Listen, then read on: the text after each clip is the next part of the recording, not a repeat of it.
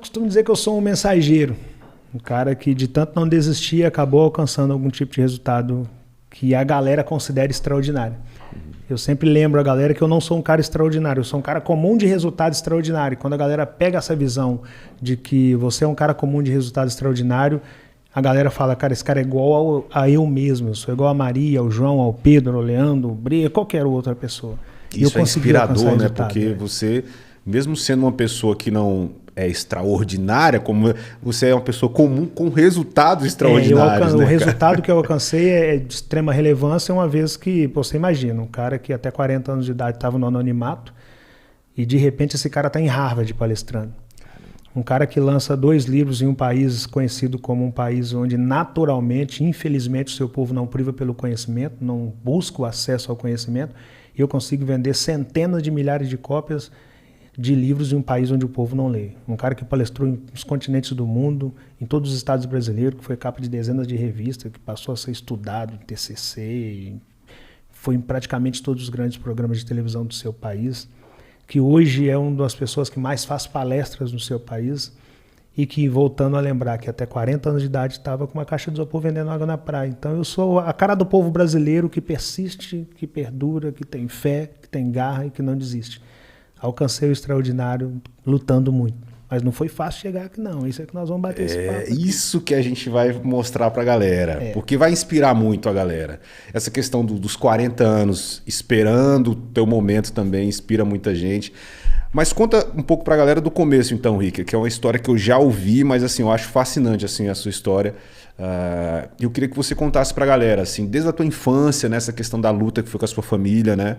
Com a sua mãe, né? Tem uma história muito marcante com a sua mãe e tudo mais. Conta pra galera um pouco dessa época sua, assim, de criança, né? Bom, primeiro é importante dizer pra galera que não se sacode uma árvore e cai um cara pronto lá de cima. Infelizmente, muita gente pensa que é assim. Isso no mundo do empreendedorismo, no mundo dos mega empresários, no mundo da música, nós temos o hábito de acreditar que vai sacudir e vai cair um cara pronto. Com o Rick não foi diferente. Aquele vídeo que explodiu o mundo afora é resultado do que eu fiz antes dele, né? E esse antes dele foi bem pesado. Começou lá em Pitangui, interior de Minas Gerais, eu sou mineiro, apesar de que muita gente acha que eu nasci no Rio, mas não nasci, nasci em Minas. E no caos da miséria, caos mesmo, quando eu falo caos, falo com muito orgulho. Eu costumo brincar que existe a classe A, B, C, D, E e depois o lugar que eu nasci. É bem caos da miséria, não tinha muito emprego, muitas possibilidades de girar sua própria engrenagem, de ganhar seu próprio dinheiro em Pitangui. Então meu pai teve que começar a migrar de cidade em cidade para buscar algum tipo de serviço para fazer. Meu pai também é um cara que estudou o básico do básico, porque teve que abandonar também para ajudar em casa, assim como aconteceu comigo. E começou a migrar de cidade em cidade para trabalhar fazendo carvão. Lá em Minas Gerais mesmo. E aí uma dessas viagens, eu já com meus 7 anos de idade, a minha mãe sofre derrame cerebral em uma carvoeira, sem acesso nem sequer à energia elétrica. Meu pai, no desespero lá do marido, vendo a esposa se perder ali, com 5 filhos dentro de casa, o mais velho tinha 11 anos de idade. O meu pai pega a minha mãe, arruma alguém, coloca a minha mãe dentro de uma boleia de um caminhão e leva para Campina Verde, em uma das cidades de Minas. Chega em Campina Verde, os médicos olham para minha mãe e falam, não tem como nem tocar. Dificilmente ela vai sobreviver, mas pode levar para Uberlândia, que já era uma cidade que tinha um hospital das clínicas, que tinha um pouco mais de estrutura para receber um quadro daquele. Só que isso foram horas de viagem, da Carvoeira a Campina Verde algumas horas, de Campina Verde a Uberlândia algumas horas. Aí quando cheguei em Uberlândia, o médico olha para minha mãe, chama meu pai e fala, olha, pode chamar os filhos para ver a mãe pela última vez, porque humanamente falando a medicina não consegue contribuir com muita coisa aqui, é mesmo esperar o coração parar de bater, porque o sangue derramou muito na cabeça por muitas horas, então não dá para fazer muita coisa.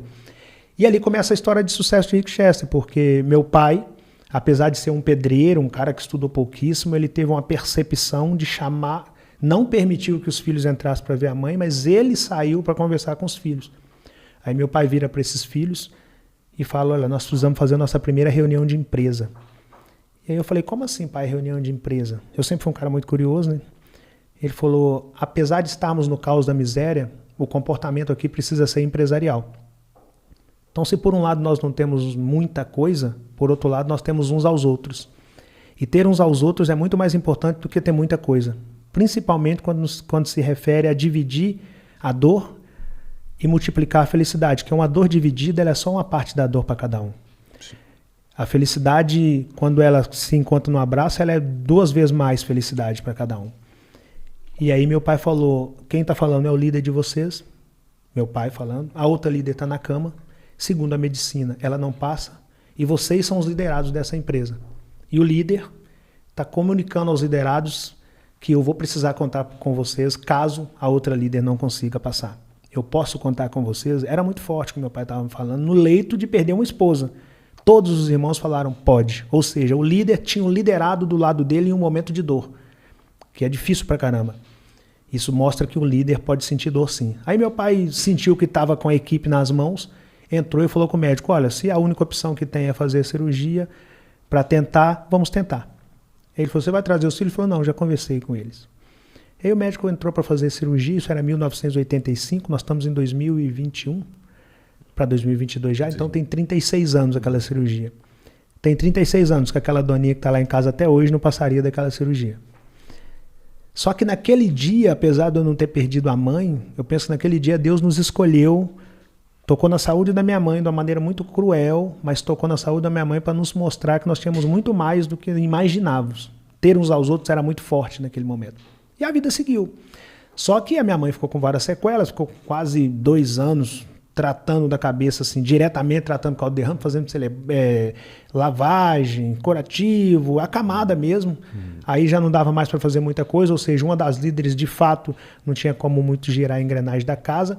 Voltamos para Pitangui, porque não dava também para uma recém-operada estar dentro de uma carvoeira fazendo carvão, não tinha como. Aí era só meu pai, que os filhos não conseguiam ajudar muito nessa época. Só que Pitangui não tinha emprego, aquilo que eu te falei. Aí meu pai falou, cara, eu vou ter que voltar para o campo para colocar comida na mesa.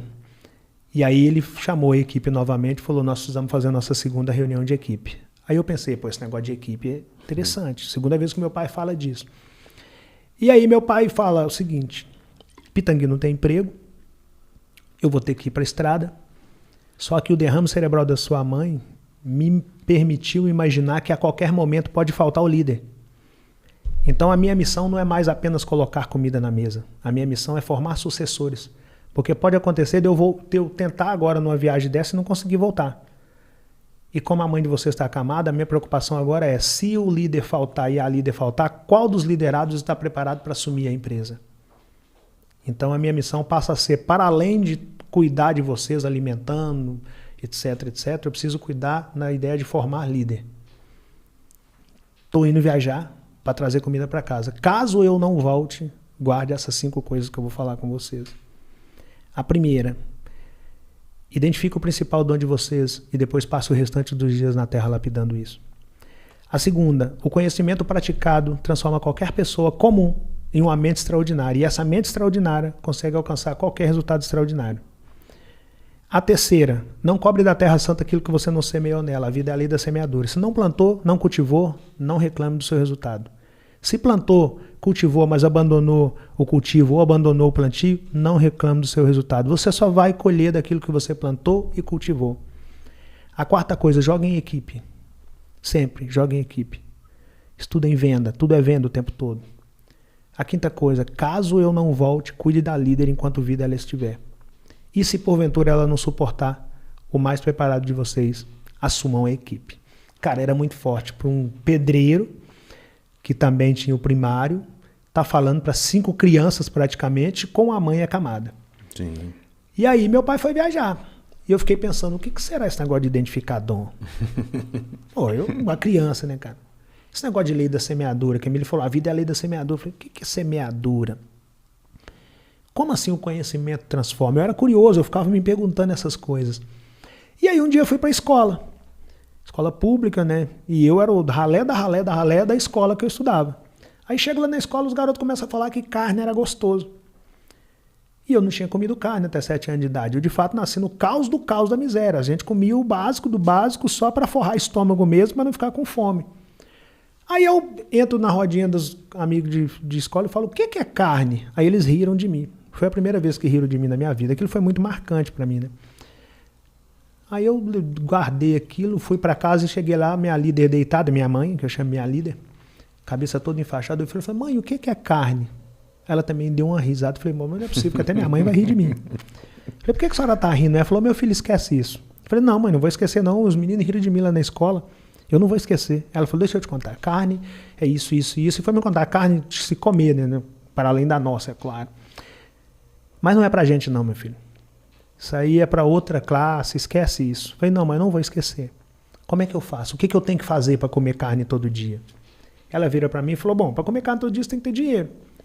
Para ter dinheiro você tem que trabalhar. Só que você tem 7 anos de idade, ninguém vai te empregar. Falei, peraí, mãe. Então a senhora está me falando que se eu quiser, se eu começar a trabalhar e eu chegar no dinheiro, eu posso fazer o que eu quiser com o dinheiro, inclusive comprar carne. Ela falou, filho, mas não é tão simples assim não. Eu falei, não, mãe, tá tranquilo. Eu vou trabalhar. Aí ela deu mais uma risadinha, eu falei, a senhora tá rindo de mim novamente. Eu vou guardar isso. Aí saí de pé da minha mãe e sentei lá na calçada e tô lá observando. Pensando, como é que eu vou trabalhar, né? Fazer o quê? De fato a minha mãe tá certa, ninguém vai me empregar. Só que aí passa um cara vendendo verdura. Um verdureiro. A verdura num carrinho de mão. E para na porta de uma casa e oferece verdura para uma senhorinha chamada Dona Conceição. Aí, pela primeira vez na minha vida, eu vi aquela cena clássica, a mercadoria passando para um lado e o dinheiro passando para o outro. Quando eu vi aquele cara pegando o dinheiro, eu falei, opa, esse cara tem dinheiro. Esse cara pode comprar carne. Eu já tinha um lugar que eu queria chegar, comprar carne. Eu nem sabia que aquilo poderia ser propósito, que aquilo poderia ser um projeto, não sabia. Eu só sabia que eu queria comer carne. Falei, eu quero perguntar a esse cara como que ele chegou nessa verdura. Aí eu esperei ele fazer o atendimento dele, quando ele passou perto de mim, eu falei, moço, como é que o senhor fez para chegar nessa verdura? Ele virou para mim e falou, olha meu filho, eu tenho uma equipe. Falei, esse negócio de equipe deve ser importante. É a terceira vez que eu ouço essa palavra. Falei, me explica a sua equipe, moço. Ele falou, bom, eu tenho um financeiro, que é quem compra a semente, eu tenho uma pessoa que planta, depois da pessoa que planta eu tenho uma que cultiva e depois eu tenho uma pessoa que colhe e eu sou o cara que vende. Quando ele falou eu sou o cara que vende, falei, não, então eu quero ser o cara que vende, porque na minha mente o cara que vende era o cara que pegava no dinheiro, e o cara que pegava no dinheiro era o cara que podia comprar carne. Então eu só queria comer minha carne, né? Falei, eu quero ser o cara que vende. Ele deu uma risadinha, eu falei, o senhor é o quarto cara que ri de mim, mas eu vou comer minha carne, você vai ver.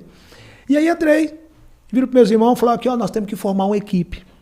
E eu só tinha um irmão que trabalhava, que é o mais velho.